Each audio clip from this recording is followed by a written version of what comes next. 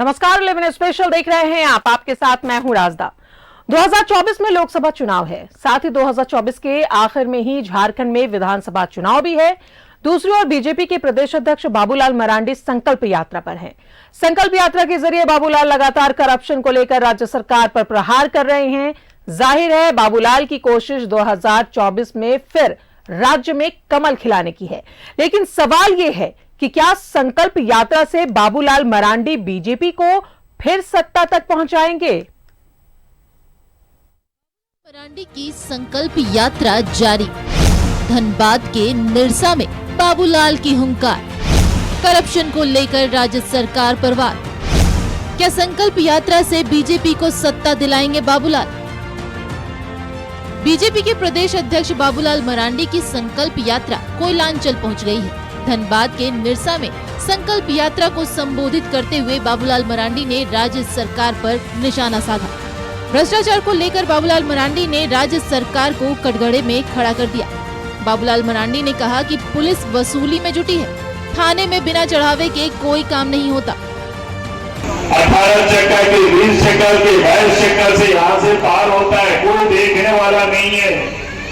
आप वो देखेंगे ट्रक के ट्रक कोयला पार होता है, कोई देखने वाला नहीं है। अपराध झारखंड में कितना बढ़ा है इसका कोई हिसाब नहीं है, आए दिन आप देखते हैं। और मैं आपको बताऊं कि अपराध क्यों बढ़ा है। आपके धनबाद में इसकी है बड़ी कमाल की है। सबका प्रमोशन हो गया लेकिन वो प्रमोशन लिया नहीं। हमने पता किया कि भैया फिर इसका प्रमोशन क्यों नहीं हुआ। बाबूलाल मरांडी ने सीधे तौर पर धनबाद एसएसपी पर निशाना साधा। उन्होंने आरोप लगाया कि धनबाद के एसएसपी अपराधियों के साथ मिलकर रंगदारी वसूल रहे हैं, यानी संकल्प यात्रा के दौरान बाबूलाल के निशाने पर राज्य सरकार है। करप्शन को लेकर बाबूलाल राज्य सरकार पर सीधा वार कर रहे हैं। मतलब साफ है, 2024 में चुनाव है और करप्शन के मुद्दे पर राज्य सरकार को घेरने की कोशिश है। सवाल ये कि क्या संकल्प यात्रा से बाबूलाल मरांडी बीजेपी को झारखंड की सत्ता पर पहुंचाएंगे? जागरूक भी करेंगे। हम क्या करेंगे आने वाले दिनों में ये भी जनता को बताएंगे। निर्णय तो जनता करेगी ना, किसको रखना है किसको हटाना है वो समय पर होगा। तो संकल्प यात्रा का उद्देश्य मात्र और मात्र यह है कि झारखंड का विकास ही बाबूलाल मरांडी जी का एकमात्र उद्देश्य है। हालांकि कांग्रेस ने दावा किया है कि बाबूलाल की संकल्प यात्रा से कोई प्रभाव पड़ने वाला नहीं है। जनता ने संकल्प यात्रा को नकार दिया है। बाबूलाल जी की संकल्प यात्रा को जनता ने नकार दिया है। अब उनके संकल्प यात्रा से न तो जनता के बीच कोई उत्साह है और न ही अन्य जगहों पे कोई उत्साह है। बाबूलाल जी ये संकल्प यात्रा सिर्फ अपने आप को पार्टी में स्थापित करने के लिए कर रहे हैं। झारखंड बीजेपी की कमान संभालने के बाद बाबूलाल मरांडी लगातार राज्य सरकार पर हमलावर हैं। संकल्प यात्रा के जरिए न सिर्फ वे केंद्र सरकार की उपलब्धियों को जनता को बता रहे हैं, बल्कि राज्य सरकार की नाकामियों को उजागर भी कर रहे हैं। 2024 में लोकसभा चुनाव है, साथ ही 2024 के आखिर में विधानसभा चुनाव भी होने हैं। ऐसे में बाबूलाल की कोशिश फिर से कमल खिलाने की है। न्यूज़ 11 भारत के लिए निरसा से संतोष के साथ रांची से विपिन उपाध्याय और राजेश कुमार की रिपोर्ट। तो बीजेपी की संकल्प यात्रा, बाबूलाल मरांडी एक बार फिर से छठे चरण में उतर चुके हैं और धनबाद के निरसा में मौजूद है, जहां जनसभा को संबोधित कर रहे हैं। जाहिर तौर पर 2024 की तैयारी जो है वो जोर शोर से चल रही है। संकल्प यात्रा के दौरान बाबूलाल मरांडी लगातार राज्य सरकार को निशाने पर ले रहे हैं और साफ तौर पर उनका एक ही संबोधन हर जगह देखने को मिलता है, करप्शन को मिटाना है। लगातार करप्शन बढ़ गया है राज्य में। पुलिस जो है वो पैसे वसूलती है, अधिकारी पैसे वसूलते हैं। लगातार ऐसे आरोप बाबूलाल मरांडी की तरफ से राज्य सरकार के अधिकारियों पर लग रहे हैं। इस पर बातचीत करेंगे। हमारे साथ कांग्रेस प्रदेश प्रवक्ता ईश्वर आनंद जी मौजूद हैं। ईश्वर जी, बहुत बहुत स्वागत है आपका न्यूज़ 11 भारत पे। और साथ ही सरोज सिंह बीजेपी से हमारे साथ मौजूद है। सरोज जी, आपका भी बहुत बहुत स्वागत है न्यूज़ 11 भारत पर। चलिए, तो इस बार अभी आप धनबाद के निरसा में ही मौजूद है। सबसे पहला सवाल आपसे ही लेते हैं। जिस तरीके से बाबूलाल मरांडी की ये छठे चरण की शुरुआत हुई है संकल्प यात्रा की, लगातार जनसभाएं हो रहे हैं और बाबूलाल मरांडी राज्य सरकार को भी घेर रही है। कई ऐसे आरोप है जो राज्य सरकार पर बाबूलाल मरांडी की तरफ से लगाए जा रहे हैं और जनता का कैसा सपोर्ट मिल रहा है, 2024 की कैसी तैयारी चल रही है? देखिए, आज जो है 42वां सभा समाप्त हुआ। 40 सभा जो है वो समाप्त हो गए थे। चाईबासा का जब चाईबासा 24 तारीख को 40 विधानसभा में वो उनकी सभा हुई और आज जो है 41 और 42 दो विधानसभा निरसा और बलियापुर में आज उनकी सभा थी। 42 विधानसभा आज पूरे हो गए, आधे से अधिक। आज जिस तरह से पूरे राज्य में रिस्पांस मिल रहा है, आप समझ सकते हैं कि विधानसभाएं जितनी उनकी सभा हो रही है तो अगल बगल की विधानसभाएं, दो विधानसभा फर्स्ट हाफ एक विधानसभा, दूसरे सेकेंड हाफ में एक विधानसभा और अगल बगल की विधानसभा। और उस जिले के अगर 4-5 विधानसभा जिले में है, 5-6 4 से 6 के करीब एक जिले में विधानसभा है, तो आप समझ लीजिए कि अगर 2 दिन उस जिले में रह रहे हैं तो लगभग सभी विधानसभाओं में वो जा रहे हैं। और एवरेज आपको बता दें तो 5000, 7000, कहीं 10,000 इस तरह की भीड़ इकट्ठी हो रही है सभाओं में। आप समझ सकते हैं, बगल में सभा हुई, फिर बगल में सभा में उतनी भीड़ हो रही है। तो आप समझ सकते हैं कि कितना रिस्पॉन्स है। लोग इस सरकार से उब गए हैं। ये सरकार जितने वादे करके आई थी, चाहे 3-3 रूम का घर देंगे, चाहे ग्रेजुएट पोस्ट ग्रेजुएट को भत्ता देंगे, चाहे किसानों का ऋण माफ करेंगे या 5 लाख नौकरियां देंगे, ये सारे वादे, कोई एक वादा भी ये सरकार पूरा नहीं की। उल्टे सरकार जो है भ्रष्टाचार चरम पर है, ट्रांसफर पोस्टिंग उद्योग मचा हुआ है, विधि व्यवस्था चौपट है और इन सब विषयों को बाबूलाल जी उठा रहे हैं सब जगह और रिस्पांस मिल रहा है। ये तो रिस्पांस बता रहा है और आप लोग भी लगातार कवर कर रहे हैं, तो आप लोग भी देख रहे हैं। ये तो कोई छिपी छिपाई बात नहीं है। तो जनता, आप भी सारे मीडिया के मित्र दिखा रहे हैं और देख रहे हैं कि किस तरह से भीड़ उमड़ रही है सभाओं में। चलिए, तो ईश्वर आनंद जी भी हमारे साथ है, कांग्रेस प्रदेश प्रवक्ता, जरा उनसे भी बातचीत कर लेते हैं।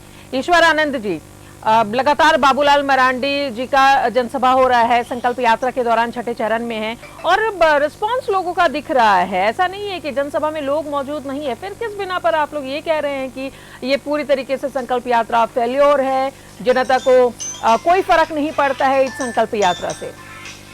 देखिए, जनता जो सबसे पहली बात आपको बता दें, जनता को लाया जा रहा है। अब जनता भी उत्सुकता पूर्वक देखने आ रही है कि बाबूलाल जी 6 फीट के मंच से कैसे कूदेंगे और कूद के कैसे सुसाइड करेंगे। क्या कि इन्होंने कहा था, याद होगा आपको, कि भाजपा में जाने से बढ़िया है कि हम कुतुब मीनार से कूद के अपनी जान दे दें। तो जनता ये देखने आ रही है कि भैया ये नेता जो हैं ये तो ऐसे भारी भरकम वाले पलटू राम है, तो देखेंगे कि 6 फीट के मंच से कूद के कैसे सुसाइड करेंगे।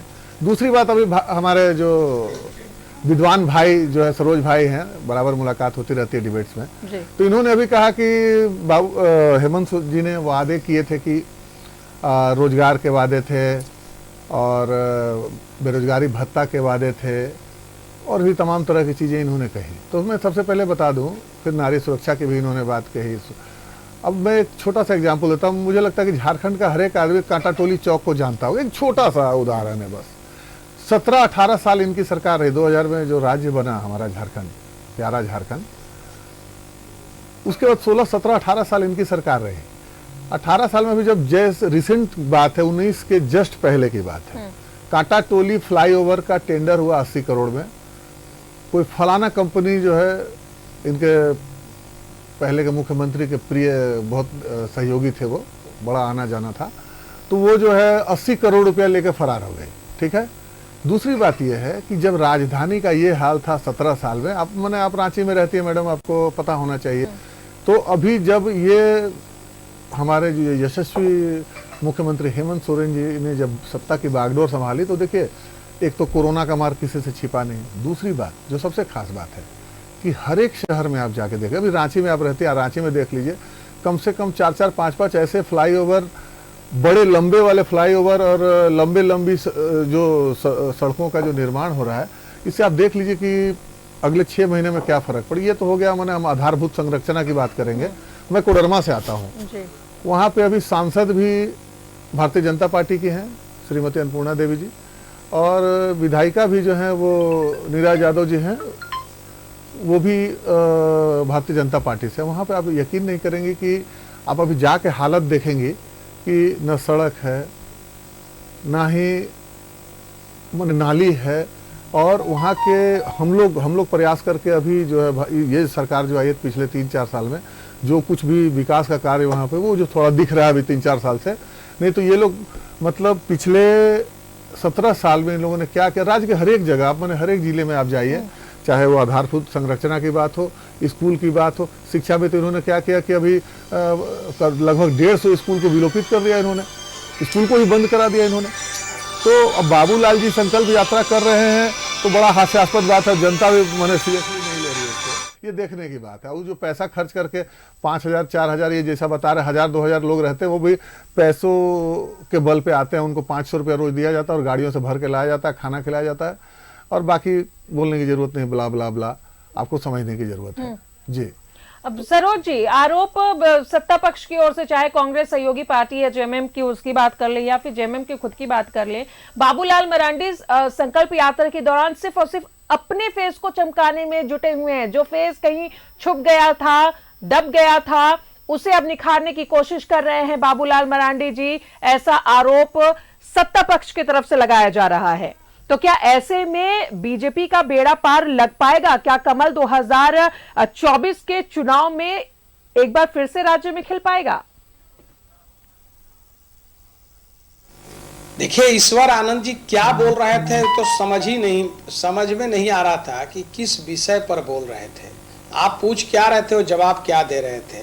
हमने जो विषय उठाया उस पर जवाब नहीं दे करके, और बाबूलाल जी का कूदना ये देख रहे हैं। अरे भाई, बाबूलाल जी की जो है भारतीय जनता पार्टी के मुख्यमंत्री रहे, फिर बाद में पार्टी बनाई, फिर पूरी पार्टी को विलय करके आज भारतीय जनता पार्टी में है। पहले भी थे, आज भी तो पहले कूद रहे थे, लेकिन आपके पहले कूद रहे थे कुतुब मीनार से। या बीच में मत टोकिए ना। अच्छा, इसका भी जवाब दे दिया, पहले कूद रहे थे, मेरी बात समझ में आ रहा है ना मेरा ये सवाल कि वो पहले उन्होंने स्टेटमेंट दिया था पब्लिकली कि हम बीच में मत। चलिए सरोज जी, अपनी बात रखिए, बीच में मत बोलिए, इसका जवाब दे दीजिए, ये समझ में आने वाली बात है। आप जो है सारे जो इंडी गठबंधन जो है आपके, इंडिया उसका नाम है, सब एक दूसरे को गाली दे रहे हैं। इंडिया नॉट इंडी। सुनिए, जरा सुन लीजिए। हाँ, घटिया, इंडिया, घमंडिया, इंडिया गठबंधन। हाँ, ठीक है, पढ़े लिखे भी नहीं होते ना भारतीय जनता पार्टी को। घमंडिया को आप घमंडिया बीच में मत बोलो ना भाई, भगवान ही मालिक है आपका। तो बीच में जी, अच्छा, बीच में मत बोलिए, INDI बात को बीच में। आपका जब बारी आएगा जी, अब बारी आएगा तो बोलिएगा ना जी जी, बारी आएगा तो सुधार। आपको सुधारते जा रहे हैं, आपको सुधारते जा रहे हैं सरोज जी, जहां आप गलती करें आपको सुधार रहे हैं। सरोज जी रखिए अपनी बात को रखिए। अरे सुनिए, ऐसा है कि आज भी जो आपका वो गठबंधन है, कथित गठबंधन, वो सब एक दूसरे को गाली दे रहे हैं आज भी। जी जी जी, आज भी सब गाली दे रहे हैं। हम तो जी, आप जो दूसरे को, आप आज भी एक दूसरे को गाली दे रहे हैं। आपको फोन कर, और एक दूसरे को गाली दे रहे हैं, फिर आपको फोन करके बताए थे कि आपके घर आके बताए इनको थोड़ा ऐसा है, मैं डिबेट से बाहर चला जाऊंगा, इनको बताइए। ऐसे लोग डिबेट में इनके पास, ये जब इतना देर से बोल रहे थे तो हम एक शब्द नहीं बोले, हम बोल रहे हैं, बीच में ही टोक रहे हैं। इनको सुनने का, इनको पेशेंस रखिए। जलन क्यों हो रहा है, क्या क्यों रहे हैं? चलिए बोलिए जी, आप अपनी बात को रखिए, बोलिए, घबराइए मत, बोलिए। इस तरह डिबेट बोलिए। नहीं, हम घबरा रहे हैं कि आप घबरा रहे हैं? बीच बीच में टोक रहे हैं, घबरा तो आप रहे हैं भैया, घबरा तो आप रहे हैं। जिस पार्टी को, जिस पार्टी, इसलिए अपनी अपनी बातों को रखें। हमारा मकसद होता है कि अपनी अपनी बातों को रखा जाए। सरोज जी अपनी बात को रखें। जिस पार्टी को देश में लोग विपक्ष लायक बहुमत नहीं दिया, विपक्ष बनने लायक 10% बहुमत नहीं दिया, इस तरह लंबी लंबी बात कर रहे, जरा सुन लीजिए अस्थिर से। दोनों गठबंधन आज भी आपके जो वो कथित गठबंधन है, वो एक दूसरे को गाली दे रही है, एक दूसरे को गाली दे रहे हैं। मीटिंग में बैठ रहे हैं, मीटिंग के बाद जाके गाली दे रहे हैं, और आप हमको बता रहे हैं कि कब जो है सो बाबूलाल जी मुकर गए बात को। कल यही झारखंड मुक्ति मोर्चा जब भाजपा के साथ सरकार बना रही थी, सरकार चला रही थी झारखंड में, तो आप गाली दे रहे थे उनको। आज उनके साथ सरकार चला रहे, आज बोल रहे यशस्वी मुख्यमंत्री, ऐसा यशस्वी मुख्यमंत्री कि मुख्यमंत्री ईडी से भागे फिर रहे हैं। ईडी 4 समन कर चुकी है। किस बात का डर है मुख्यमंत्री को? अगर वो पाक साफ हैं तो वो जा करके वहां क्यों नहीं बताते हैं? और उनको किस बात का डर है? जो पूछे ईडी बता दिए साफ साफ कि भैया क्या पूछना है बताओ। बात खत्म हो गई आपकी बात खत्म हुई, उधर दौड़ रहे हैं और आप यशस्वी मुख्यमंत्री। आपकी बात खत्म हुई। ईश्वरानंद जी कई आरोप, हम अगर जफर इस्लाम की बात करें, बीजेपी के राज्यसभा सांसद है, उन्होंने करप्शन को लेकर के कई आरोप लगाए हैं अधिकारियों पर, चाहे वो विनय कुमार चौबे हो, चाहे वो मनीष रंजन हो। भ्रष्टाचार के खेल में इनकी संलिप्तता के बारे में कई ऐसे आरोप लगाए और लगातार आरोप लगते जा रहे हैं। आखिर ऐसे आरोप जो लग रहे हैं, ईडी की तरफ से सम्मन भी जारी किया जा रहा है, पूछताछ के लिए भी बुलाया जा रहा है, तो इस आरोप में कहीं ना कहीं कोई सत्यता भ्रष्टाचार की मैं मुझे बोलने दिया जाए, ठीक है। अभी पहली बात इनका जवाब दे दे कि आपस में लोग गाली दे रहे हैं, मैंने इनके घर लोग फोन करके बता रहे हैं इनको कि हम लोग गाली दे रहे हैं, ठीक है। दूसरी बात, जो आपने भ्रष्टाचार की बात कही, अभी दो चैनलों में दे रहे हैं भैया, चैनल में दे रहे हैं, मीडिया में दे रहे हैं। चुप था आप, प्लीज नहीं, मैं चुप ही हूँ। एक बात बताइए मुझे, अभी मैं थोड़ा सा फ्लैशबैक आपको लेकर चलता हूँ। ये जो 2 अधिकारी, भारतीय प्रशासनिक सेवा के जो 2 अधिकारी अभी जेल में हैं, होटवार में हैं, ये अभी 3 साल पहले उन पर आरोप लगा कि ये कितने दिनों से हैं। वो जो खान निदेशक थी पूजा सिंघल जी, और ये जो छवि रंजन जी जो कोडरमा में भी जिन पे आरोप लगा था, ये किसके समय में डीसी थे दोनों? पहली बात। दूसरी बात, अब आपने एक और बड़ा आरोप लगाया कि मुख्यमंत्री भागे चल रहे हैं। भैया, मुख्यमंत्री को दबाव बनाया जा रहा है कि मेरे वॉशिंग पाउडर में आ जाओ, वॉशिंग मशीन से धुल जाओ, तब तो तुम्हारे सारे आरोप खत्म हो जाएंगे, तब तुम एकदम दूध के धुले हो जाओगे, जैसे हेमंत बिस्वा शर्मा धुल गए, जैसे अजीत पवार पर कल प्रधानमंत्री, मेरे पास, मैं दिखा सकता हूं, मेरे पास है, बोले में इजाजत है तो मैं दिखाऊं। अजीत पवार पे भारतीय जनता पार्टी ने 70,000 करोड़ घोटाले का आरोप लगाया। उसके बाद कुछ ही दिन के बाद अजीत पवार जो है उनके बड़े प्रिय हो गए और उप मुख्यमंत्री बना दिए गए, सारे घोटाले खत्म हो गए। हेमंत बिस्वा शर्मा पे कितने बड़े बड़े आरोप लगाए और उन्होंने एक श्वेत पत्र जारी किया था कि हेमंत बिस्वा शर्मा ने फलाना घोटाला किया था और इनको हम लोग जेल में डालेंगे। जैसे ही हेमंत बिस्वा शर्मा भारतीय जनता पार्टी के वॉशिंग मशीन में गए, धुल के नीट एंड क्लीन हो गए, अभी वो मुख्यमंत्री हैं और लंबी लंबी बातें करते हैं। भ्रष्टाचार की बातें आप लोग करते हैं, भारतीय जनता पार्टी वाले भ्रष्टाचार की बातें करते हैं। 20,000 करोड़ सेल कंपनियों से जो विदेशों से पैसा आता है उसका जवाब मांगा जा रहा है, वो जवाब आप नहीं दे रहे हैं। अरे सिंपल सी बात, हम लोग बोल रहे हैं कि ज्वाइंट पार्लियामेंट्री कमेटी से इसकी जांच करें कि अडानी में जो 20,000 करोड़ सेल कंपनियों से पैसे आए वो कहां से आए, किसने भेजे, कहां इन्वेस्टमेंट हुआ, क्यों इन्वेस्टमेंट हुआ, इसकी जांच करा लीजिए ज्वाइंट पार्लियामेंट्री कमेटी से। वैसे भी आपका ही बहुमत है संसद में। तो देखिए, भ्रष्टाचार की बात आप लोग मत कीजिए। 17 साल में आप लोगों ने झारखंड के साथ क्या किया, किसी से छिपा हुआ नहीं है।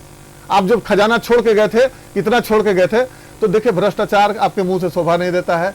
और थोड़ा सा मतलब लिहाज कीजिए। अब नारी सुरक्षा और प्रशासन की आप बात करते हैं तो मणिपुर को भी थोड़ा याद कर लीजिएगा तो अच्छा रहेगा। बस इतना ही कह के हम खत्म करते हैं। सरोज जी, कई ऐसे आरोप केंद्र सरकार पर भी लगे हैं कि जब बीजेपी से दूसरी कोई पार्टी में रहती है तो करप्शन का मार उन्हें झेलना पड़ता है, लेकिन जब वो बीजेपी में शामिल हो जाते हैं तो सारी जो केस है, जो ईडी है, वो सब कहीं दरकिनार हो जाती है और वो एकदम पाक साफ हो जाते हैं। देखिए सिलसिलेवार तरीके से हम बता दे रहे हैं। इन्होंने पहला सवाल किया कि दोनों आईएएस अफसर आपके समय में डीसी थे। स्वाभाविक है, वो आईएएस अफसर थे तो डीसी एसपी रहेंगे, डीसी और प्रशासनिक अधिकारी रहेंगे ही। सवाल ये नहीं है, सवाल ये है हम उनको, आप बोल रहे मेरे समय में थे साहब, आपने 9 महीना से ऊपर उनके यहाँ 21 करोड़ रुपए उनके पकड़ाए, उनके सीए के यहाँ उनके 100 करोड़ के ऊपर की संपत्ति जब्त हुई से आज ईडी का फाइल पड़ा हुआ है उन पे एफआईआर करने का। आपकी सरकार एफआईआर नहीं कर रही है। आप बात कर रहे हैं कि हम भ्रष्टाचार नहीं कर रहे हैं। आप अभी तक उस पर एफआईआर का आदेश राज्य सरकार ने दिया, क्यों बचा रहे हैं? अगर आप उस भ्रष्टाचार में नहीं मिले बीच में मत बोलिए, उन्होंने बीच में मत पेड़ बोलिए को ना, कटवा के बीच में बिचवा मत दिया बोलिए। नीचे आवाज ठीक है, का। ठीक है, आपकी बात को सुनेंगे, आपकी बात को अरे सुनेंगे। बीच में मत बोलिए ना, बीच में मत बोलिए ना, सरोज जी, आप आप बीच में continue मत बोलिए ना। बोले बोले। 9 महीने हो गए जिसके 100 करोड़ की संपत्ति अटैच कर दिया ईडी ने, एफआईआर पड़ा हुआ है राज्य सरकार के पास कि इनको एफआईआर करिए, एफआईआर करने का आदेश राज्य सरकार नहीं दे रही है। गलत है। आप कौन सा हिस्सेदार आरोप है। लिए हैं जो कि आदेश नहीं दे रहे हैं? आदेश दिया जा चुका है, ये अभी सही ईडी का आरोप मामला है। है, ईडी उनको अरेस्ट किया है। अरे सुनिए, अभी पूरा सुनिए ना, अभी आधा सुन रहे हैं ना आप, सुनिए। मैंने आप क्या कहना जो चाह रहे हैं? 20 ईडी ने बिना लाख केस किए करोड़ उनको जेल का- भेज दिया। क्या आप अरे- बेलॉजिक वाला बात करते हैं, तरकीन बात करते हैं? बिना केस किए वो जेल इनको- चले गए। अरे आप जरा सुनिए ना, ट्रैक पे रह के बात कीजिए एफआईआर ना। का जब नहीं जानकारी है तो अरे क्या है आप बात कर रहे हैं? आप चैनल में बैठे हुए हैं, आप आपको इस ये तरह सोचना का है, आप एफआईआर क्या का बोल रहे हैं? आदेश राज्य पड़ा हुआ है, सरकार ने एफआईआर परमिशन नहीं करने दिया का। उनको केस करने का। अरे भैया वो जेल में है और ईडी ने उन पर केस किया, राज्य सरकार के परमिशन की क्या जरूरत है उसमें? अरे ओ, तब आपको जानकारी का अभाव है, आपको जानकारी का अभाव है। जरा अपने जरा सुन पूछ के लेना आइएगा इसको, अपने क्या कहना प्रदेश चाह रहे अध्यक्ष जी हैं से सर? कि बोलिए। सुनिए, जो उन पर केस चलाने के लिए जो फाइल पड़ी हुई है उस पर सीएम अभी आदेश नहीं दिया है। राजेश ठाकुर जी से पूछ लीजिएगा, और आपके और जेएमएम के भी किसी सुप्रिया जी या उनसे पूछ लीजिएगा, या सरकार के लोगों से। पहला। दूसरा, जो कांग्रेस 20 लाख करोड़ के ऊपर का घोटाला, कोलगेट से लेके, कोयला से लेके कितने स्कैम किए, और आप तो सुप्रीम कोर्ट गए थे जिस कमिटी की बात कर रहे हैं, जिस अडानी के कमिटी के जो ज्वाइंट कमिटी बोल रहे हैं पार्लियामेंट्री की, आप तो सुप्रीम कोर्ट गए थे, सुप्रीम कोर्ट से निरस्त हुआ। आपको कोर्ट पर भी भरोसा नहीं है। 9.5 आपको साल में सुप्रीम मोदी जी कोर्ट, कितने एक मिनट रुकिए, कांग्रेसी पहले पूरी नेताओं को बात जेल सुन भेजे? लीजिए। कोलगेट का आपने नाम लिया ना, इसका जवाब दे दीजिए आप भैया, हमको। अरे आप बहुत लंबा सवाल सुनिए ना, लंबा आपने आरोप लगाया, उसका जवाब सुनिए ना। अभी तो एक एक बात बोल रहे हैं और आप अगर मिला रहे हैं। हैं तो ज्वाइंट अरे आप- कमेटी से जांच क्यों नहीं अडानी की कराते आप? अरे भैया, इसका जवाब अरे भैया, आप कोर्ट गए थे, कोर्ट से आ गया ना। आप पहले जवाब दीजिए ना। कोर्ट पे भरोसा नहीं है, अरे सुप्रीम भाई, कोर्ट पे अब बात भरोसा नहीं करते है। साहब, ये लोकतंत्र है, लोकतंत्र में अच्छा, बीच में मत बोलिए संसद ही ना। सर्वोच्च ठीक। सत्ता है, और संसद में हमने मांग किया कि ज्वाइंट अच्छा। पार्लियामेंट्री कमेटी से जांच और वहां करें। आप पास उसका नहीं जवाब करते दीजिए ना, हैं। क्यों नहीं संसद में दे रहे? आप आपको भाग किस बात जाते का हैं। डर है? किस बात का डर है आपको? आप संसद से भाग क्यों जाते हैं? संसद से कौन एक भागा है? मिनट, आप सुन तो लीजिए ना। कहाँ कौन उसका- भागा है? आपको बता दे कि भैया, संसद कितने- भवन से एक रिकॉर्ड है कि कितने- पूरे अरे- संसद सत्र में सिर्फ 3% समय में मोदी जी वहां पर उपस्थित रहते हैं, आदरणीय प्रधानमंत्री जी। सिर्फ 3%। अच्छा सुनिए ना, आप लोग कांग्रेस के मुंह से भ्रष्टाचार की बात कांग्रेस के मुंह से शोभा नहीं देता है। अच्छा, जनता 9.5 सुन साल में रही मोदी जी ने कहा है, कितने केवल आदमी टीवी को में जेल बहस भेजा? कर रहे हैं। जरा सुनिए, सीबीआई सब लोग कितने आदमियों को जेल भेजे? अरे भाई- बताइए, ये तो बताइए हुजूर। सब बात तो आप ही कह रहे हैं। एक बात कह रहे हैं कि दुरुपयोग कर रहा है, फिर बोल रहे हैं कितने लोग को जेल भेजा। तो मोदी जी दोनों क्यों नहीं जेल भेज रहे? अगर चिट आप- दोनों एक साथ मत बोलिए ना। एक और आरोप सहयोगी पार्टी कांग्रेस ने लगाया है अरे- कि राज्य सरकार यानी कि हेमंत सोरेन पर दबाव बनाया देखिए- जा रहा देखिए, मैं है, ऐसा डिबेट- और ये ईडी की जो कार्रवाई है उसी दबाव में है कि वो कहीं ना कहीं पार्टी चेंज कर ले या फिर साथ मिल जाए, अलायंस कर ले हमारी, पर ऐसा नहीं हो पा रहा है। एक चुनी हुई सरकार को बार बार आप ईडी का सम्मन भेज रहे हैं, बार बार आप सम्मन सरोज भेज जी। रहे हैं, ये बेहद शर्मनाक है। ये लोकतंत्र के लिए अरे खतरे भाई, की आप घंटी किसको है। बुला लिए हैं डिबेट में? ये आदमी बोलने नहीं दे रहा है। आप अपनी ये बात आदमी रखिए, आप नॉन अपनी स्टॉप बात बोले जा रखिए। रहा देखिए, है। सरोज जी, जवाब डिबेट है, थोड़ा नहीं, तर्क कैसे वितर्क रखे बात? होगा। बीच में आदमी टोक आप रहा अपनी है बात तो। को रखें, समय नहीं है हमारे पास, बात को रखें सरोज जी। देखिए, आपने जो कहा कि भाई ये, आप एक चीज हमको बताइए ना, इनको कोर्ट पे भरोसा नहीं। ये लोग जिनको ईडी और सीबीआई जेल भेज रही है वो तो कोर्ट गए ना, किसी को बेल मिला क्या? किसी को राहत मिला क्या? 1-1 साल हो गए। इसका मतलब कोर्ट ने भी माना कि इन लोगों ने गड़बड़ किया है। रहा सवाल भाजपा के समय के भ्रष्टाचार का। नाम भैया, बताइए, नाम आप बताइए, राज्य किनको सरकार जेल में भेजा? हो, 4 साल हो गया है। नाम बताइए, भाई, किनको किनको जेल भेजे? हम चुप हैं, नाम बता दीजिए। जिनको 1 साल से बेल नहीं मिला, कौन कौन बड़े नेता कांग्रेस के जेल गए, नाम बताइए ना। अभी हम कांग्रेस के नेता का बात कर रहे हैं। हम किसका बोले कि जिनको आपने कहा कि ईडी और सीबीआई का दुरुपयोग हो रहा है, ईडी और सीबीआई ने जिनको भेजा, जो आपके कथित आज अलायंस पार्टनर है, ये केजरीवाल के 2 मंत्री जो जेल गए हैं, कोर्ट से राहत मिला क्या उनको? अच्छा, किस मामले में कोर्ट से गए थे? राहत मिला उनको? हुजूर एक मिनट, किस मामले में केजरीवाल के मंत्री अब जेल किस में गए? मामले जरा बता दिया जाए। अच्छा, बताइए, डिटेल में बताइए ना। मनीष सिसोदिया और जैन किस मामले में गए हैं? आप बताइए ना, आपको जैन जानकारी और होगा ना। मनीष सिसोदिया किस मामले में गए हैं? आप बताएंगे ना। अरे भैया, हम तो कह रहे हैं कि जो लोग आप, अरे भाई बचाने अरे, वाले मत कीजिए, मामला चलिए, क्या है? सरोज जी, बता जरा रहे। रोकना चाहेंगे आपको और ईश्वर आनंद जी। अरे आपको शराब भी घोटाले में गए हैं, ये शराब के घोटाले में गए हैं।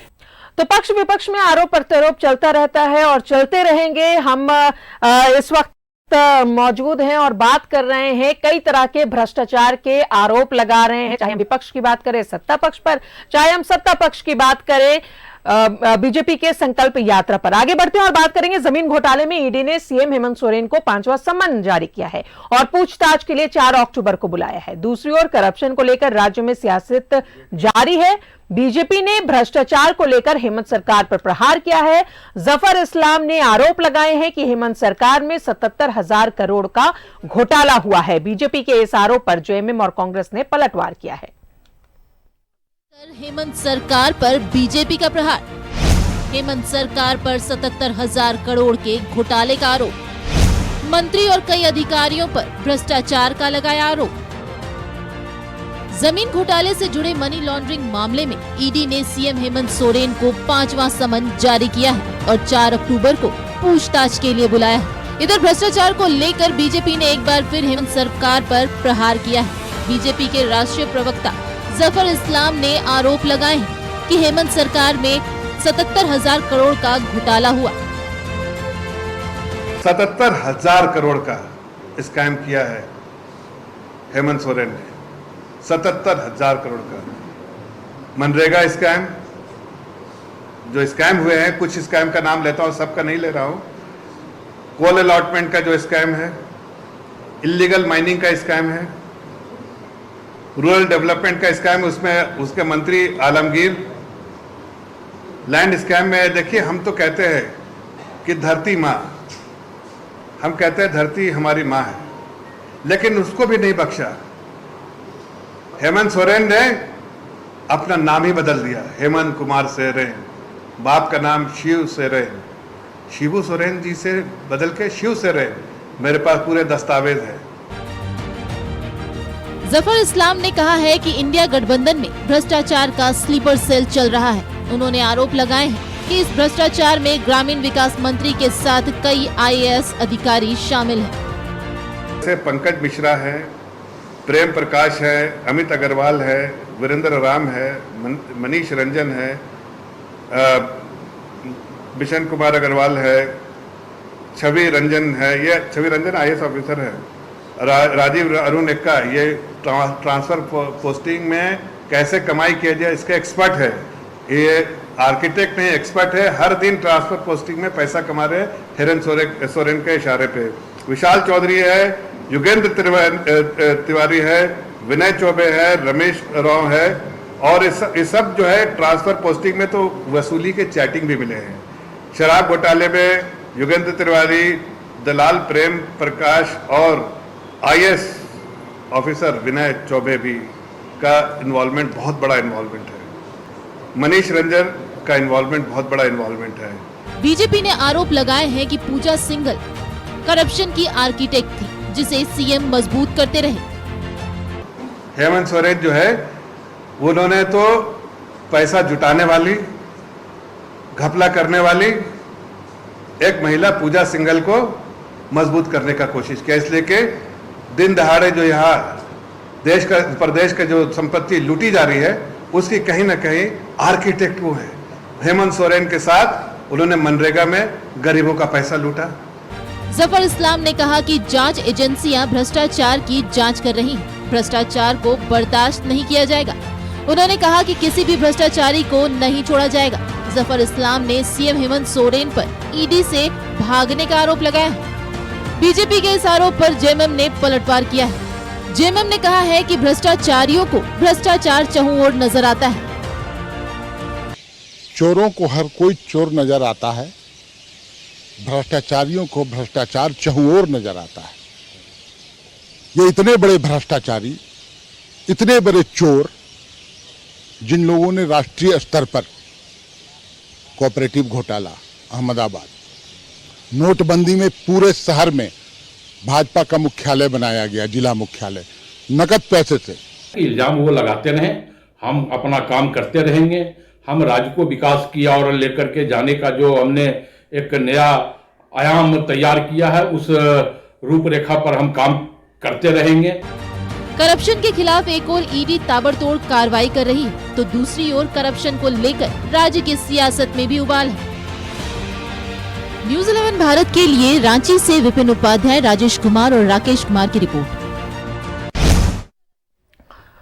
तो ये रिपोर्ट आपने देखा कि किस तरीके से आरोप लगाए जा रहे हैं राज्य सरकार पर। 77,000 करोड़ के भ्रष्टाचार का आरोप जफर इस्लाम, जो कि बीजेपी के राष्ट्रीय प्रवक्ता हैं, राज्यसभा सांसद है, इन्होंने लगाया है। कई ऐसे आरोप लगातार लगते आ रहे हैं, जिनकी कार्रवाई भी हो रही है। सीएम पर 4 बार समन और अब 5वां समन भी जारी किया गया है। 4 अक्टूबर को हाजिर होने के लिए कहा गया है और इस पर हम डिस्कशन कर रहे हैं। हमारे साथ कांग्रेस से कांग्रेस प्रवक्ता ईश्वर आनंद जी हैं और सरोज सिंह हमारे साथ बीजेपी से जुड़े हुए हैं। सबसे पहला सवाल ईश्वर आनंद जी, जफर इस्लाम का ये आरोप 77,000 करोड़ का घोटाला किया है राज्य के मुख्यमंत्री हेमंत सोरेन ने।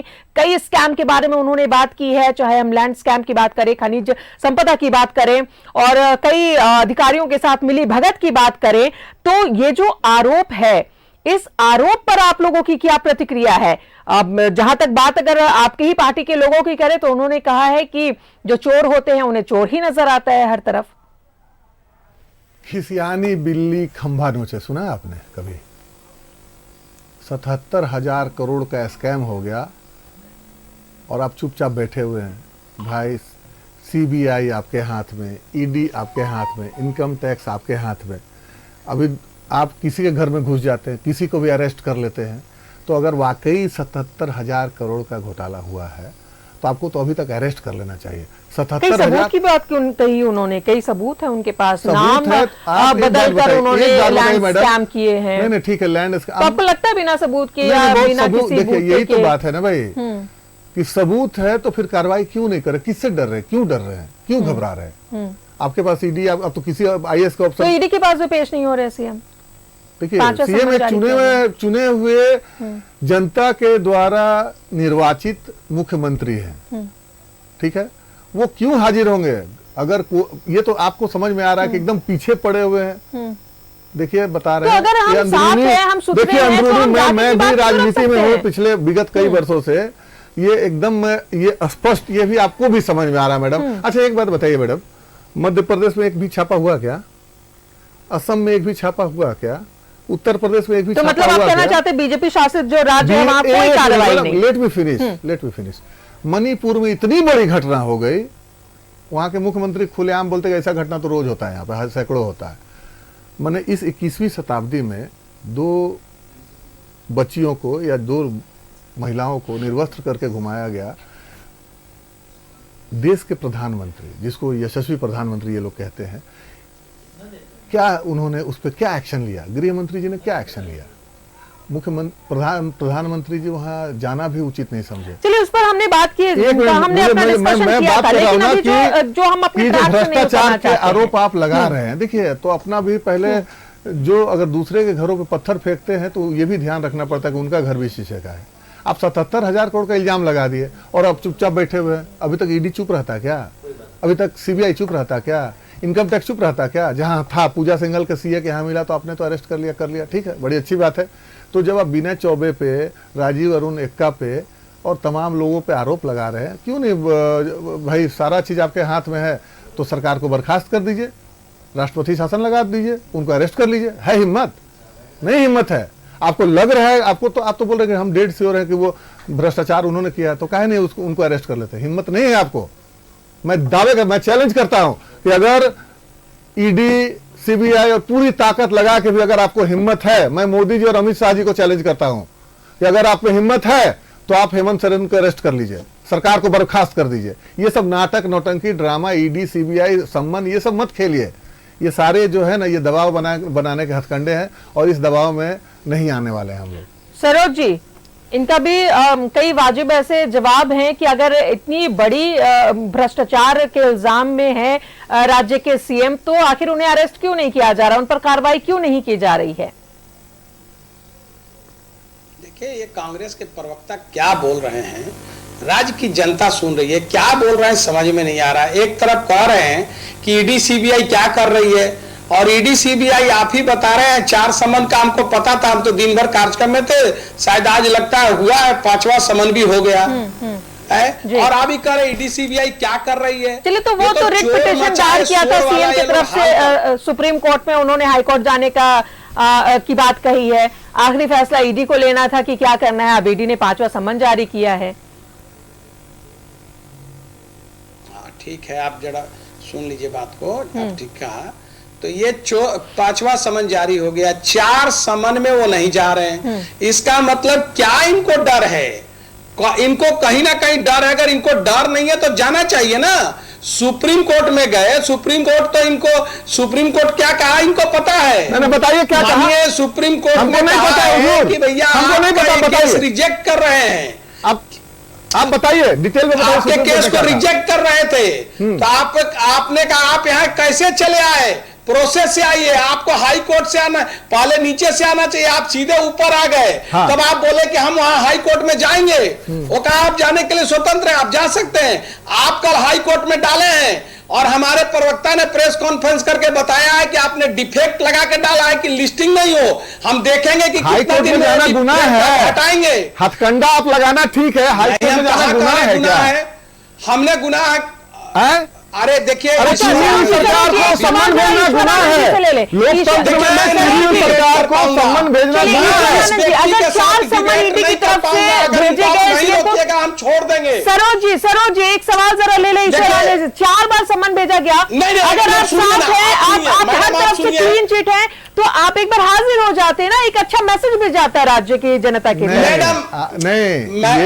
मैडम पहले इनसे पूछ लीजिए। बोले, पहले बोले भाई। आप देखिए, ये नॉन स्टॉप ये व्यक्ति बोल रहे हैं, आप और ये मिनट में हमको टोक रहे हैं, और आप भी सवाल दाग रहे हैं, हमारा जवाब भी नहीं हो पा रहा। मैंने तो सवाल ईश्वर आनंद जी से किया, मैंने तो आपकी तरफ से सवाल किया है। आप इनको नहीं रोकेंगे तो मैंने तो आपकी तरफ से सवाल किया है कि अगर 4 सम्मान भेजे गए तो एक अच्छा मैसेज जा सकता था ना राज्य सरकार के पास। आप मेरी बात तो सुने पहले।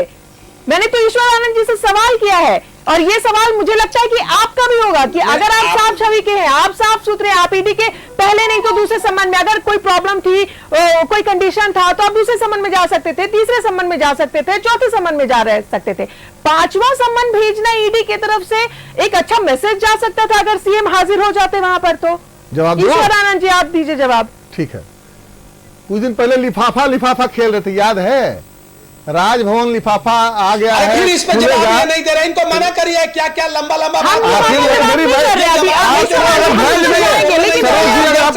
मेरी बात सुनने का, तब छोड़ दीजिए। ईश्वर आनंद जी सिंपल और सीधा और सटीक जवाब नहीं है। 4-5 सम्मान भेजने की ईडी को जरूरत क्यों पड़ गई? ये सवाल मेरे से है, आपसे है जी। जो जवाब है उसका जवाब दीजिए ना। हाँ, दे रहे हैं ना जवाब। मणिपुर जा रहा है, लिफाफा जा रहा है, फिर भाई सुनने का ध्यान रखिए, बात है उसका जवाब दीजिए ना। आप आपको सुनने की ताकत नहीं है, दूसरे को सुनने की बात बेहतर होगा। ऐसा लग रहा है तीन एकदम आपके सीने में लग गया, जाके ऐसे आप बिलबिला रहे हैं। नहीं, आप बीच में मिनट में आप टोक रहे हैं, और आप अभी क्या कर रहे हैं? हमें नहीं है, लग रहा है तीन लग गया आपके सीने में, ऐसा आप कर रहे हैं। आपको ये डिबेट करने का तरीका है क्या? जी हम इसका दुर्दशा हो गया है, और जवाब आपका बीपी हाई हो रहा, प्लीज मेरी बात सुनिए। जरा जवाब तो सुन लीजिए। मेरा बीपी नहीं हाई हो रहा है, बीपी आपका हाई है जो मिनट में आप बोल रहे हैं। आप बोलने नहीं दे रहे, ऐसे डिबेट होता है क्या सरोज जी? टोक रहे हैं सरोज जी, ऐसे डिबेट होता है? अरे आप डिबेट के लायक नहीं है। सरोज जी को सुन लेते, क्या कहना चाह रहे हैं? आपसे सवाल मैं लूंगी, ये सवाल मेरा आपसे रहेगा। सरोज जी आप अपनी बात को रखें, सरोज जी अपनी बात को रखें, बिना वक्त गंवाए। क्या रखे बात? हम क्या रखे मतलब? बीच में टोक रहा है, मिनट में टोक रहा है।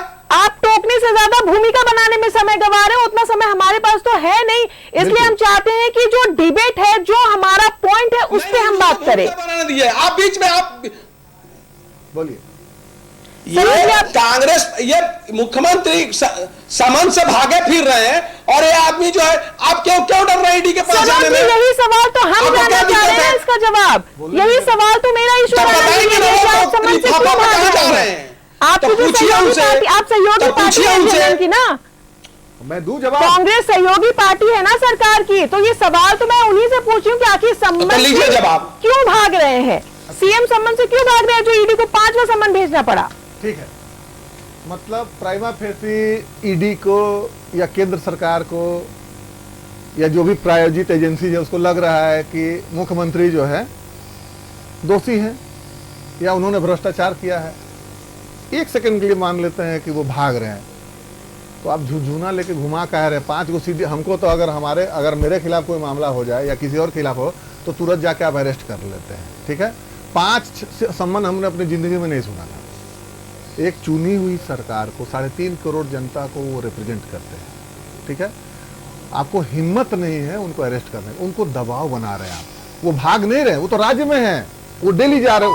वो आप दिल्ली जाते हैं तो ईडी के ऑफिस के एयरपोर्ट के बगल उधर से होके गुजरते हैं, जाते हैं, आते हैं। आप जब चाहेंगे अरेस्ट कर सकते हैं। आपको कुव्वत नहीं है उनको अरेस्ट करने का, और आपको भी पता है कि वो निर्दोष हैं, उन्होंने कोई भ्रष्टाचार नहीं किया। अगर वाकई वो भ्रष्टाचार किए होते तो अभी तक आप लोग अरेस्ट करने से नहीं चूके। चलिए, अब आपको यहाँ पे रोकना चाहेंगे सरोज जी। अब ईश्वर आनंद जी का कहना है कि ईडी में वो दम नहीं है कि वो उन्हें अरेस्ट कर सके। अगर वो वाकई में गुनहगार है तो 5 सम्मन भेजने की जरूरत क्या थी, पहले दूसरे तीसरे में उन्हें अरेस्ट किया जा सकता था। देखिए, ये लोकतंत्र के ये लोग दुश्मन हैं, दूसरे को लोकतंत्र का दुश्मन बताते हैं। जो देश में 90 बार से ऊपर प्रेसिडेंट रूल लगा के सरकारों को बर्खास्त किया हो जो कांग्रेस पार्टी, वो लोकतंत्र का दहाई दे रहा है। ये चाह रहे हैं कि हम बर्खास्त कर दें। अरे भाई, लोकतंत्र में और बर्खास्त ये 90 सरकारों को किए हैं, वैसा ही चाहते हैं कि भाजपा के लोग भी करें। हम लोग लोकतंत्र के दुश्मन नहीं है, तरीके से काम हो रहा है और आपका शौक भी पूरा होगा। और आपको जो श्रद्धा है ना कि मुख्यमंत्री अंदर जाए, तो आपका श्रद्धा भी पूरा होगा, लेकिन तरीके से होगा। इंतजार करिए, आप चिंता मत करिए, कोई ईडी उडी डर नहीं रहा है। पहले खरीदने की कोशिश की आप लोगों ने। ये बड़ा आरोप लगातार कांग्रेस की तरफ से लगाया जा रहा है सरोज जी। खरीद लिए, सरोज जी, गोवा में खरीद लिए। सरोज जी, ये बड़ा आरोप लगाया जा रहा है कि सीएम को भी खरीदने की कोशिश की जा रही है, वो नहीं बिक रहे हैं, जिस वजह से उन पर कार्रवाई का दबाव बन रहा है। आपने खरीदा, कोशिश क्या खरीदने का, नहीं बिके। अब ईडी आपके पास है, कुछ दिनों सीबीआई आएगा, इनकम टैक्स। अरे what the hell you are doing boss. सबसे बड़ी बात है कि मध्य प्रदेश में एक चुनी हुई सरकार को आप लोगों ने जो है तो हजारों करोड़ सैकड़ों करोड़ खर्च करके। देखिए, फिर मध्य प्रदेश चला गया ये आदमी, फिर मध्य प्रदेश चले गए। यहाँ भी तो वो हुआ था ना, मध्य प्रदेश चले गए। मैडम, आप तो पत्रकार, आपको पता नहीं हुआ था, ये आरोप लगे थे। जी, मैं बहुत अच्छे से देख रही हूँ, सुन रही हूँ, समझ रही हूँ सरोज जी और ईश्वर आनंद जी। हम यही चाहते हैं कि जो हमारा मकसद है, जिस मकसद से लोग इस डिबेट को देख रहे हैं, हम उस मकसद पे रहे, ट्रैक से ना गुजरे। क्योंकि ट्रैक से अगर हम थोड़ा सा भी भटकेंगे तो फिर बहुत सारी चीजें हैं जो खुल करके सामने आ जाएंगी। इसलिए रिक्वेस्ट आप दोनों से है कि जिस मुद्दे पे हम बात करें, क्योंकि हर दिन एक मुद्दा हमारे पास होता है जिस पर हम चाहते हैं कि जो राज्य की जनता है वो सुने, वो समझे कि हमारे राज्य में आखिर हो क्या रहा है। जो इतने बड़े बड़े दावे और वादे किए जाते हैं, अब चुनाव आ रहा है, सरोज जी आप भी सुन लीजिए और ईश्वर आनंद जी आप भी सुन लीजिए। बड़े बड़े दावे किए जाएंगे, बड़े बड़े घोषणा पत्र में बड़ी बड़ी घोषणाएं होंगी, बड़ी बड़ी बातें होंगी, लेकिन सत्ता में आने के बाद क्या होगा? वही दुहाई दी जाएगी कि कांग्रेस 70 साल तक राज की, लेकिन कुछ नहीं हुआ। यहाँ दुहाई दी जाएगी कि बीजेपी की केंद्र में सरकार रही, कुछ नहीं हुआ। तो ये कब तक आम जनता सुनते रहेगी? ये सुन सुनकर आज हम इतने, अब आजादी के बाद का इतना समय गुजर गया है, लेकिन आज भी हम रोटी, कपड़ा, मकान, सड़क, बिजली, पानी के लिए रोते हैं। ये बड़े अफसोस की बात है। नहीं, हमको तो 15 लाख का इंतजार और काला धन का इंतजार है भैया। राज्य सरकार, अगर हेमंत सरकार की बात करें, कई रोना रोया गया है सरकार की तरफ से कि जब राज्य सरकार जब सत्ता में आई, राशि खत्म हो गए थे, जो खजाना था वो सरकार का वो खत्म हो गया था, कोरोना काल आ गया, लेकिन उसके बाद भी समय है, उसके बाद भी समय है। चाहे हम की बात करें, चाहे हम भ्रष्टाचार रोकने की बात करें, तो भ्रष्टाचार का इल्जाम तो खुद राज्य सरकार पर लग रहा है। चाहे हम स्थानीय नीति की बात करें, चाहे हम आरक्षण की बात करें, विधि व्यवस्था, आप खुद देख रहे हैं कि किस तरीके से विधि व्यवस्था कितनी बदल गई है। हर दिन हर जगह पे चोरी हो रही है, दिन दहाड़े गोली मार दिया जा रहा है। तो वाकई में राज्य सरकार कर क्या रही है? सवाल तो आम जनता का है। मैं आपको रोकना चाहूंगा। हमारा खनिज रॉयल्टी का 1,45,000 करोड़ केंद्र सरकार रखे हुए है। एक बात, दूसरी बात, राज्य में यहाँ पे डीबी से हम लोग को बिजली नहीं तो दे रहा जब यहाँ का खजाना खत्म ही नहीं होगा तो सरकार केंद्र से कैसे मांगेगी? नहीं नहीं, तो आप क्यों फिर देगी? इसकी जानकारी आपको कर लेनी चाहिए। मुझे बहुत अच्छे से जानकारी है। रॉयल्टी का यहाँ हमारा तो पैसा रखे 1,45,000 करोड़ नहीं दे रहे। दूसरी जाता डीबी है। से हम लोग को बिजली नहीं दे रही है, पता है। और लोकप्रिय करने के लिए, बदनाम करने के लिए सिर्फ सरकार आरोप तमाम प्रत्यारोप अटकलें के लिए ये आप मंच नहीं है कि आप उस पे इल्जाम लगाए, बीजेपी कांग्रेस पे लगाए, जेएमएम पर लगाए, जेएमएम कांग्रेस पर आप लगाए, अभी- बीजेपी पर मैडम, आपने लगाए। अभी जो तो बातें कही, बिल्कुल अभी जो मैडम आपने इल्जाम लगा, ये सरासर गलत है। पहले आप जानकारी कर मैंने लीजिए। इल्जाम नहीं लगाई है। मैडम, जो पहले आप बात जानकारी है, कर लीजिए। मैंने वो बात यहाँ पर रखी है। मैं ये नहीं कह रही हूँ कि राज्य सरकार ने काम नहीं किया है, राज्य सरकार ने काम किया है, लेकिन ये रोना हम कब तक रोते रहेंगे कि कोरोना काल निकल गया, राशि खत्म हो गई थी, झारखंड में सरकार के पैसे नहीं स्पेसिफिक बात थे। कीजिए मैडम, हाँ। स्पेसिफिक बात कीजिए। क्या बिल्कुल नहीं हो रहा बताइए? स्पेसिफिक बात है, डेवलपमेंट नहीं हो बिल्कुल रहा है। स्पेसिफिक बात है। डेवलपमेंट नहीं, मैं स्पेसिफिक बात कीजिए। कहा- आपने मैं जो कह स्थानीय- रही हूँ, बस रोना मत रोइए कि ऐसा हमारे राज्य में ऐसा काल में हुआ था ये इल्जाम जिस लगा, वजह हम से नहीं हो पाया। 70,000 करोड़ का इल्जाम इन्होंने लगाया। हम तो बोले कई बार ऐसा बीजेपी की तरफ से होता है कौन कि रो रहा है? 70 साल कांग्रेस ने राज किया, क्या मिला जनता को? मोदी सरकार 10 साल से राज कर रहे हैं, क्या मिला जनता को? तो जनता बेवकूफ नहीं है। अभी बिल्कुल नहीं है 2024 जनता। का चुनाव आना है और सबको अपने अपनी रोटी सेकना है। मुझे पता है जितने भी पॉलिटिशियंस हैं सब अपनी रोटी सेकेंगे। नहीं, मुझे पहले मेरी बात खत्म होने दीजिए। आप स्पेसिफिकली एक एक पॉइंट बताइए कि क्या खास नहीं हुआ, फिर मैं हर एक चलिए बिंदुवार आऊंगी, में उस जवाब पर भी दूंगा। आऊं। कई ऐसे सवाल है जिसका जवाब हम जानना चाहते हैं और हमारा मकसद यही होता है कि जब भी हम डिबेट करें कोई एक ऐसा मुद्दा जिसपे एक सही नतीजा निकलकर सामने आए जो राज्य की जनता को जिससे सरोकार है, और राज्य की जनता को सिर्फ और सिर्फ अगर उन्हें रोटी कपड़ा मकान सड़क बिजली पानी मिल जाए ना तो ही वो धन्य हो जाएगी। लेकिन हमारे जो नेता है वो इतने बड़े बड़े वादे तो करते हैं लेकिन सत्ता में आने के बाद वो सारे वादे गौन हो जाते हैं। हम बात कर रहे हैं, हमारे साथ कांग्रेस प्रदेश प्रवक्ता ईश्वर आनंद जी भी है, बीजेपी से सरोज सिंह भी हमारे साथ मौजूद है। कई ऐसे घोटाले, कई ऐसे आरोप, कई ऐसे भ्रष्टाचार के आरोप है जो राज्य सरकार पर भी लगे हैं, केंद्र सरकार पे, चाहे वो बीजेपी की सरकार हो, चाहे वो कांग्रेस की सरकार हो या जेएमएम की सरकार हो। आरोप प्रत्यारोप लगता रहा है और एक विपक्ष का मजबूत होना भी बेहद जरूरी होता है। मुझे लगता है कि ईश्वर आनंद जी इससे सहमत होंगे। बिल्कुल सहमत है, बिल्कुल सहमत है।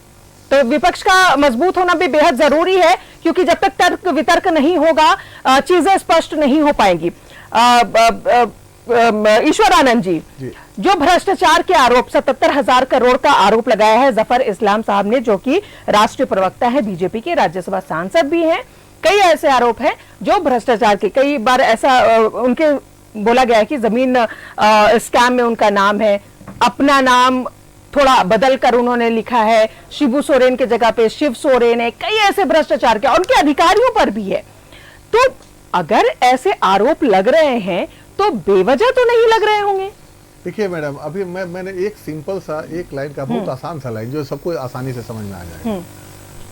पहले लिफाफा वाला एक, चलिए उस बात को भी आप मैं थोड़ा सा याद है, बस ठीक है, उससे किया गया तो उससे हेमंत जी नहीं आए दबाव में और उन्होंने, क्योंकि वो निर्दोष नहीं, थोड़ा दबाव में तो आए थे, वो सारे अपने विधायकों को लेकर कहीं कहीं चले गए थे। देखिए वो तो उन्हें डर थोड़ा तो था, मध्य प्रदेश में सारे विधायकों को लेकर के, हाँ डर तो था थोड़ा। नहीं सुनिए ना, वो तो ये तो भारतीय जनता पार्टी ये परंपरा को शुरू की थी और थोड़ा सा अच्छा विधायकों को लेकर जाने का क्या मतलब है, उनको ये डर था कि विधायकों को खरीद करके सरकार को गिरा दिया जाए। ठीक है, ये तो विश्वास नहीं था अपने विधायकों पे। नहीं विश्वास तो भैया मध्य प्रदेश में देख लीजिए, गोवा, अब ये विश्वास वाला बात मत बोलिए। मध्य प्रदेश से 50-50 करोड़ देके एक विधायक खरीदे गए। गोवा में आप देख लीजिए, महाराष्ट्र में आप देख लीजिए भैया, पूरा का पूरा शिवसेना को तोड़ दिया गया।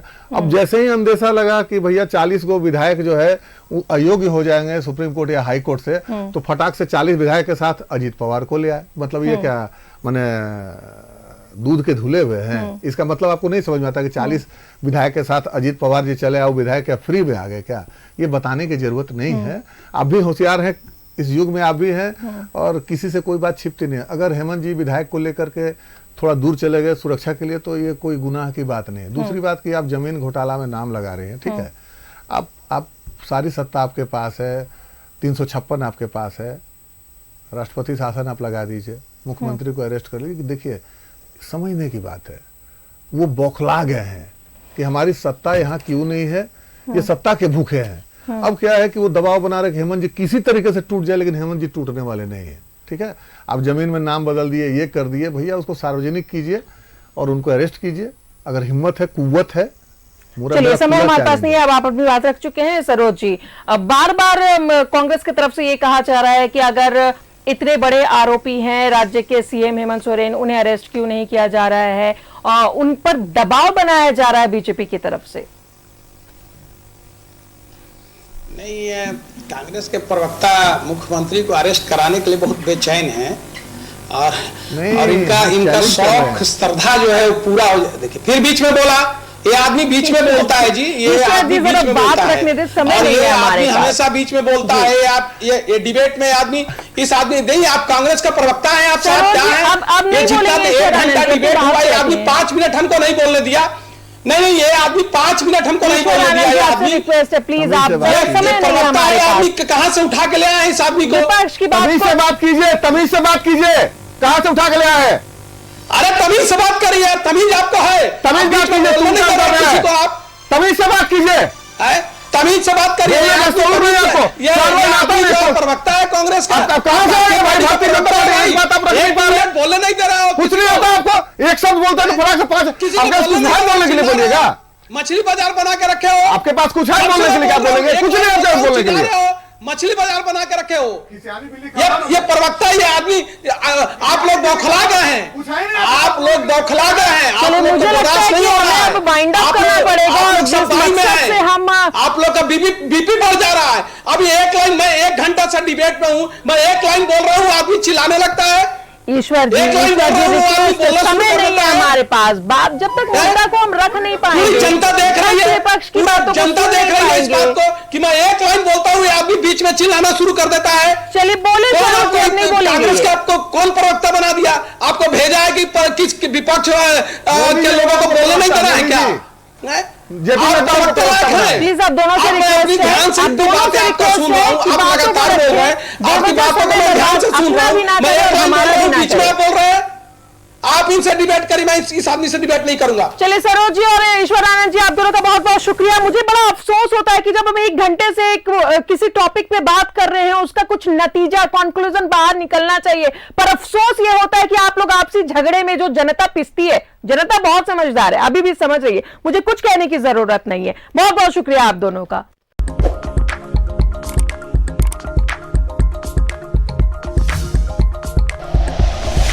Like and share videos, subscribe करें हमारा चैनल और प्रेस करें बेल आइकॉन।